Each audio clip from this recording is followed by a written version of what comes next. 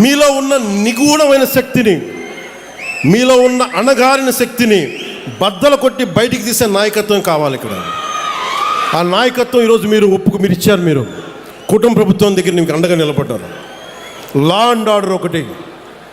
గంజాయి, నేను గంజాయిని చూస్తూ ఉంటాను. గంజాయి ఎందుకు తాగుతారు? హై కావాలి వాళ్ళకి, ఏదో సాధించాలని.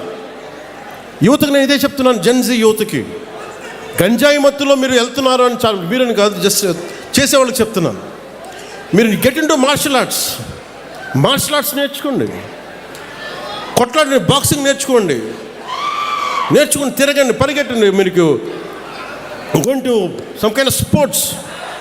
అప్పుడు హై తెలుస్తుంది మీకు. గంజాయి మత్తుల్లో, మాదక ద్రవ్యాల్లో ఉండదు.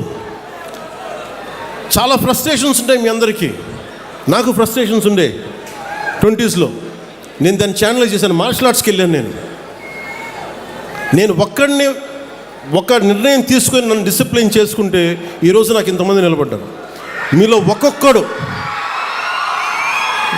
నేను నిర్ణయం తీసుకొని నేను ఒక్కడిని అంటే అది ఏ స్థాయికి వెళ్ళింది? ఒక దేశ ప్రధానమంత్రి గారికి మనం కూర్చొని దృష్టిలో పడేంత స్థాయికి వెళ్ళింది. అలాంటిది మీలో ఎంత నిగూఢమైన శక్తి ఉంది ఒక్కొక్కరిలో.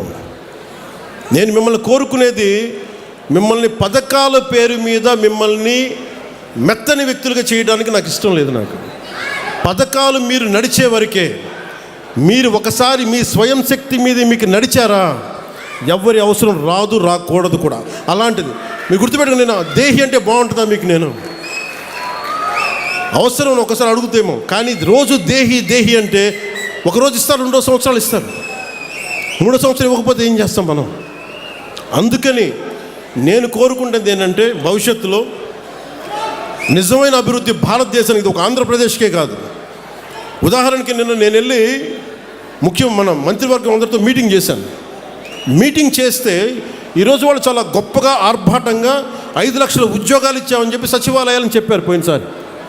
వెళ్ళి చూస్తే వాస్తవానికి 4 లక్షల లోపే. ఇంకా 50,000 భర్తీ ఉంది ఒక చోట, ఒక పార్ట్లో. ఇవన్నీ చూస్తే వాళ్ళకి ఏ సర్వీస్ రూల్స్ అప్లై కావు. ఉట్టిపణ్యానికి ఉద్యోగాలు ఇచ్చేశారు. ఎవరి దగ్గర నుంచి డబ్బులు తీసుకోవాలో తెలియదు, ఎవరు వాళ్ళకి హెడ్డో తెలియదు. ఇంత అగమ్య గోచరంగా ఒక పద్ధతి పాడు లేకుండా విభజించేశారు, ఉద్యోగాలు ఇచ్చేశారు. వాళ్ళకి ఎలా ప్రమోషన్స్ వస్తాయి? ఒక డిజిటల్ అసిస్టెంట్కి ప్రమోషన్ ఎలా వస్తుంది? లేదంటే ఈ కూర్చున్న ఒక సర్వే అసిస్టెంట్కి ఎలా ప్రమోషన్ వస్తాయి? ఏమి లేవు, సర్వీస్ రూల్సే లేవు. అంటే అలాంటి మీరు కూర్చొని తలలు నిమిరి, అంటే మీరు నాతో సహా ప్రతి రాజకీయ నాయకుడిని కూడా మీరు శల్య పరీక్షలు పెట్టాలి. యువత శల్య పరీక్ష మీరు పెట్టాలి. ఎందుకంటే మీరు బాధ్యతగా ఉంటే తప్ప నాయకులందరికీ భయం రాదు.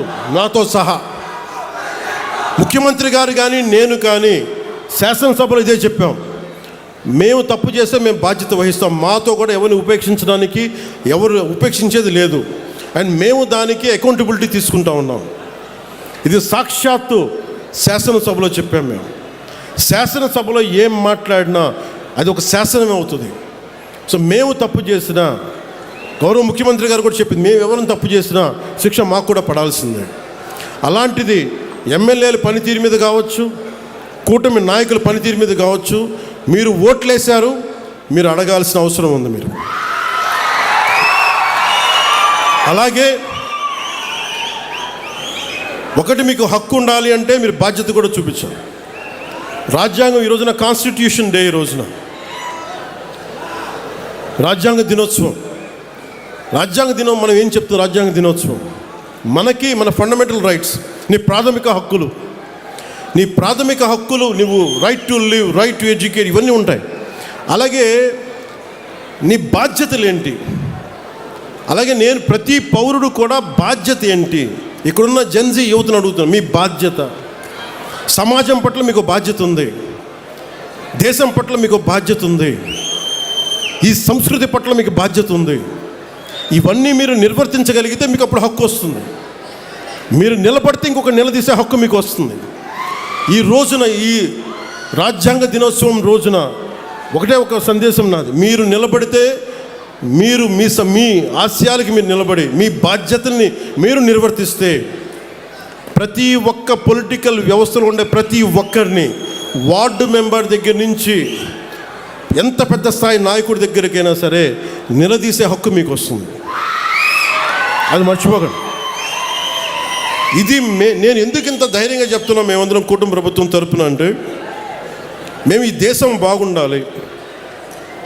ముఖ్యమంత్రి గారు కూడా పదే పదే చెప్తుంది, అసలు మనకి ఎవరన్నా డబ్బున్న వాళ్ళని కొంతమంది దత్తత తీసుకోండి. దత్తత తీసుకొని వాళ్ళకి ఎంటర్ప్రెన్యూర్స్, కుటుంబాల నుంచి ఒక ఎంటర్ప్రెన్యూర్ కావాలి ఆయన కోరిక. సో అలాగా అంటే ఇది చాలామంది కలిసికట్టు రావాలి సమాజ నిర్మాణానికి. అందుకని మీరు కూడా ఈ నిర్మాణంలో భాగస్వామ్యం తీసుకోండి.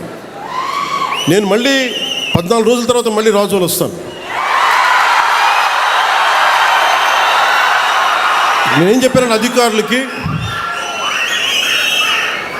కోనసీమకి ఒక కాంప్రహెన్సివ్ ప్లాన్, ఒక సమగ్రమైన విధి విధానాలతోటి ముందు రైతాంగానికి, కొబ్బరి రైతాంగానికి కావాల్సిన విధి విధానాలతో ఒక ప్రణాళికతోటి 45 రోజుల్లో వస్తాం జనవరి పండగ తర్వాత. ఈ లోపల నేను ఇంకో 14 రోజుల తర్వాత వస్తాను. దానికి ఏం పనులు చేయమని చెప్పి అధికారులకి ఆదేశించాను. అలాగే మీకు కూడా మీరు నన్ను పని చేసుకునే వెసులుబాటు ఇవ్వండి చాలు. నాకు 2 ఇవ్వండి. మీరు నాకు పని చేసే వెసులుబాటు ఇవ్వండి. 15 సంవత్సరాలు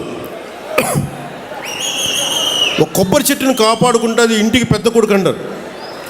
కూటమి ప్రభుత్వాన్ని ఒక పెద్ద కొడుకులా కాపాడండి మీరు. ఈ పెద్ద కొడుకుని మీరు కాపాడితే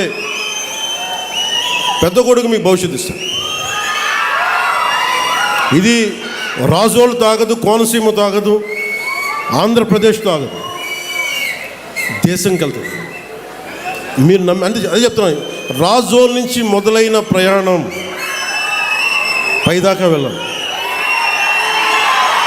మీ చేతుల్లో ఉన్నది.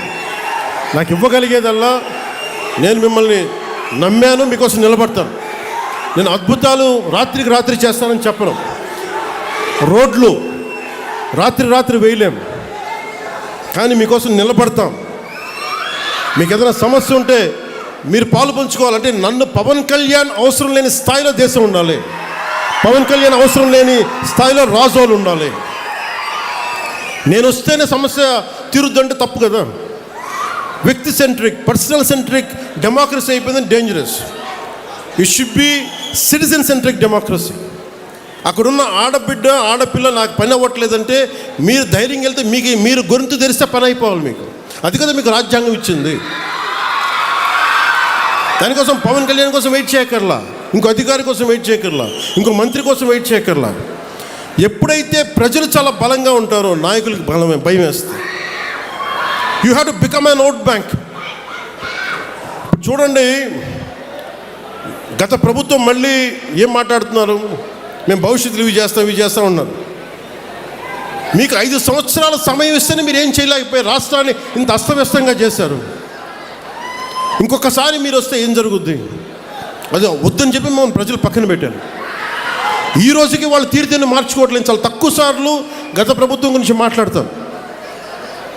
వాళ్ళు ఈ రోజుకి వాళ్ళ బూతులు మారట్లేదు, వాళ్ళ బుద్ధులు మారట్లేదు.